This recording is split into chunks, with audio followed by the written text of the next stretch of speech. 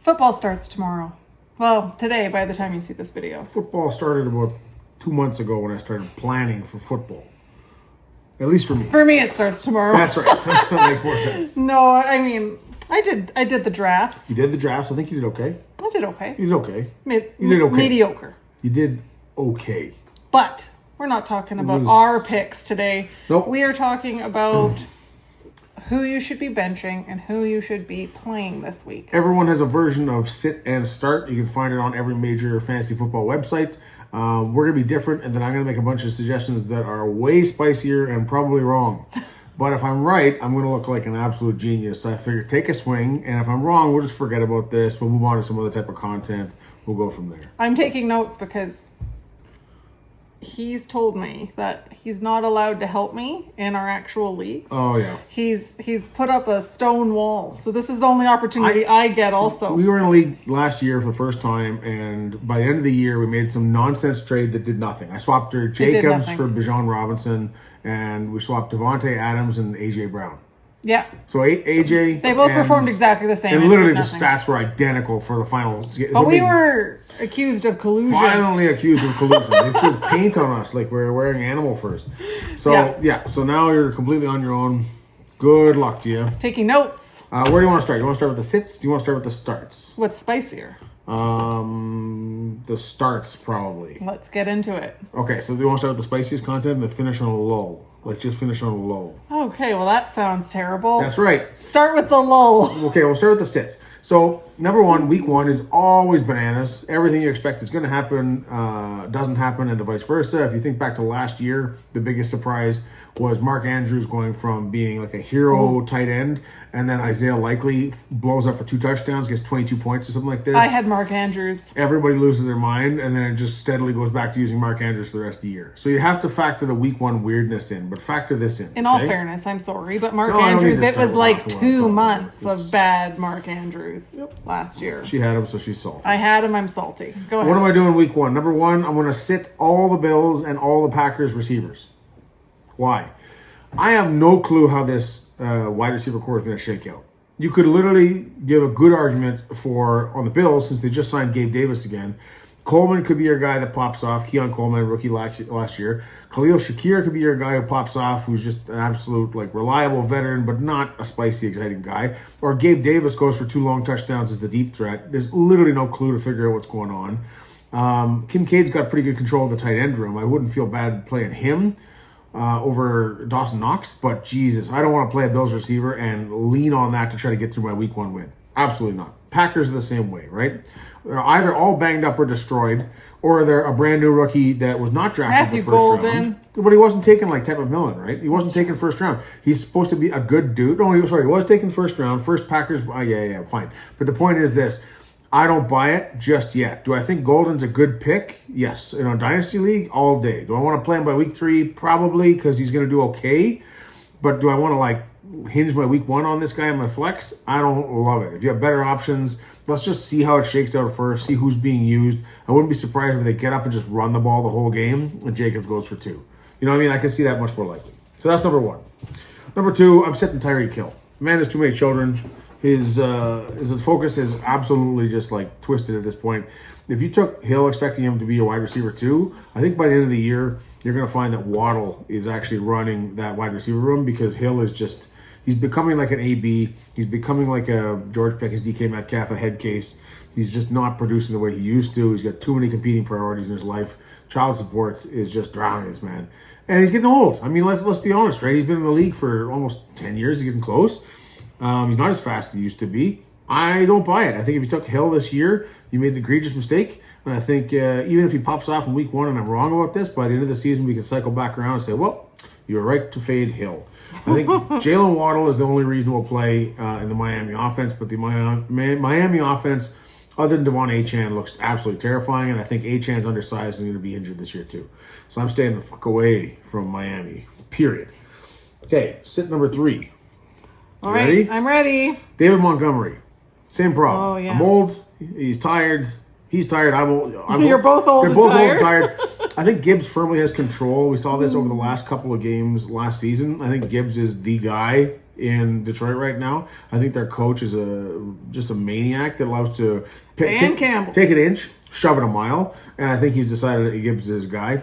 I don't see Montgomery doing anything other than just like the odd rep here and there to field a running back on a passing play where they give Gibbs a breather. I don't see Montgomery as a legit fantasy play. I think you'll get the odd little touch like Tyler Algier in Atlanta, but do you really want to play that guy? No, I think Montgomery's falling into that spot too. So I'm completely fading Montgomery this year. I want nothing to do with him. You can't trade him to me even for a bag of footballs. No deal. Okay? All right. And the last sit, we'll go right back around like the Bills and Packers. I'm going to sit absolutely everyone in the Washington and the Houston Texans backfield.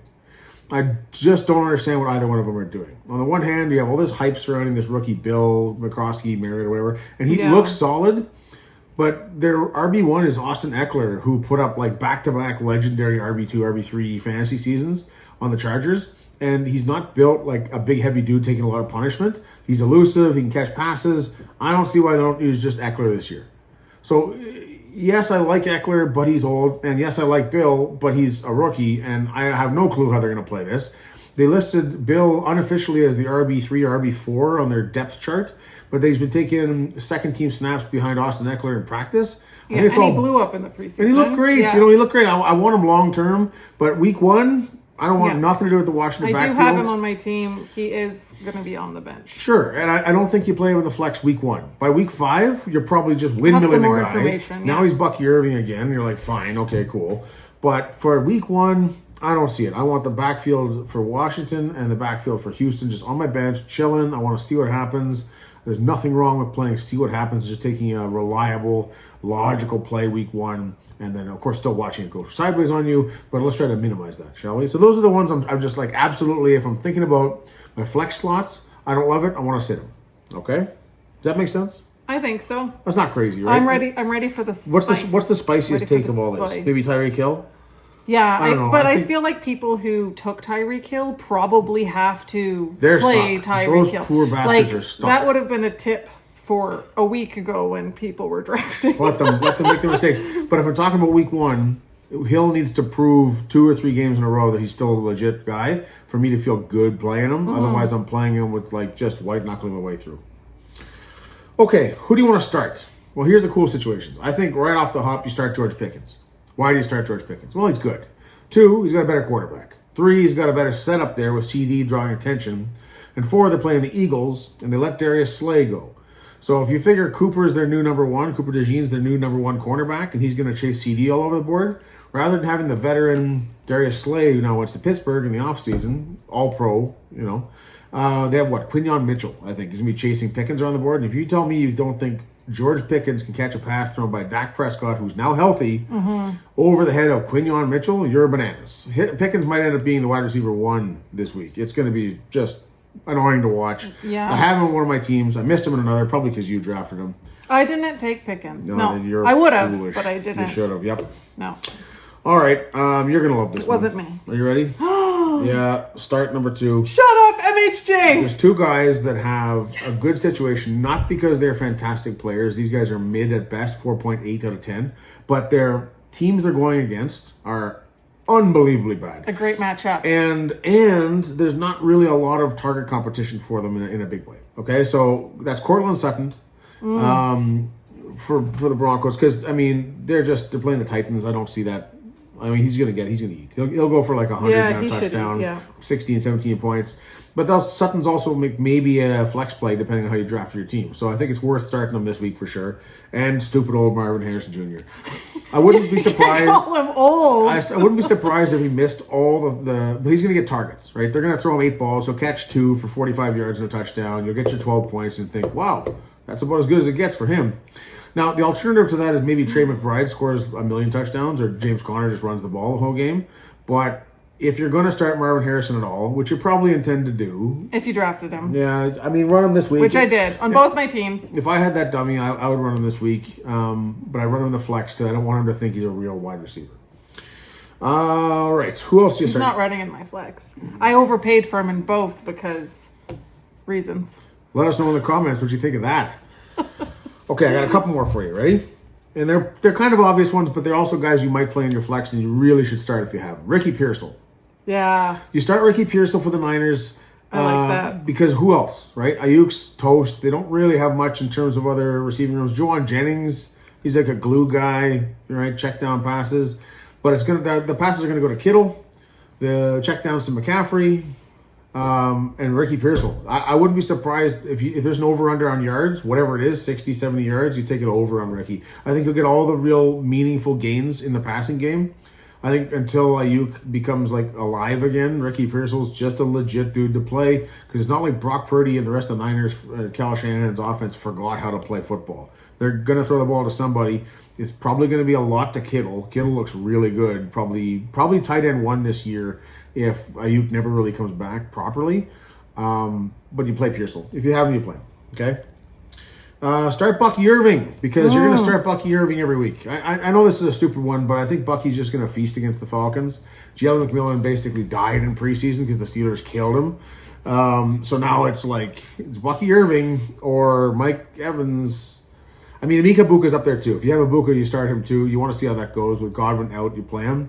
But I think Bucky is just going to feast this week. If he's RB1, I'm not terribly surprised. But I think the Bucs will get up over the Falcons. I think they'll be able to lean on him in a bunch of different situations, use him for all the goal line touches. They're not going to get, Sean Tucker in there or whatever. No chance. Bucky's a dog. You windmill him every time you can, but you feel really good about him this week. If he overproduces on his projections of 16, 17 points in Yahoo and gets up to 22, 25, color me not shocked. I'm counting on it. Color me not shocked. I'm going to need him to win my week. All right. And once again, situationally, my last one as an auto start, you're probably doing this again already because you drafted him high enough, had to pay enough for him to start him. You're going to start Ted McMillan. Oh, this is a bonus pick. You're going to start T-Mac. And you're going to start T-Mac because realistically, Leggett did not show enough last year to be a legit, real option. He's their wide receiver 2 immediately. Tet is going to be your alpha. I think that boy's 6'6" and looking fantastic. You saw that one-handed grab in preseason. You get a sense of what he can do. And lo and behold, Bryce Young seems to be turning into a real quarterback. I don't know how you don't feel good starting Tet against the Jags, who do not have a great defense. And if it ends up being a shootout, which this game likely could be, it could be Travis Hunter, Ted McMillan, and Brian Thomas just going off on long bombs all day. Where, Chuba is arguably the better of the running backs there. But I think it's going to be a pass fest for those boys. Should be one of the cooler games to watch just in terms of raw scoring nonsense. Whatever the over-under is on that game, I'd probably take the over. I think it's going to be one of the more interesting, more spicier games to watch this week is that ridiculous Carolina-Jacksonville mess. Both those quarterbacks with a couple years under their belts are coming to their own. They finally have dudes to throw to. So it's 2 rebuilding teams that you back it up a couple years, you could be talking just as easily about maybe the first year with Baker and the Tampa Bay Bucks and Burrow year 2, with Chase finally getting there. Mm-hmm. It could be one of those kind of games where those are some teams that if they develop properly along the trajectories they're going, you fast forward 3-4 years, one of them's a playoff team for sure. So it's really kind of interesting to see how it's going to go. It's one of my games to watch this week. And that is your Monkey Man Sports rundown for sit start. Some of that's pretty obvious. I know the Bucky Irving call, but I gotta shout out Bucky. I really believe in that dude. I think he's perfectly primed in that offense. The rest of it's just an info dump that Shan asked me 10 minutes ago to slap together, and this is all I think about now.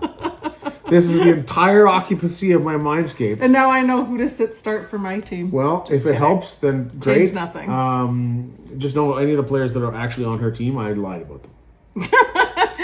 Sabotage. This is a psychological operation. It's a psyop.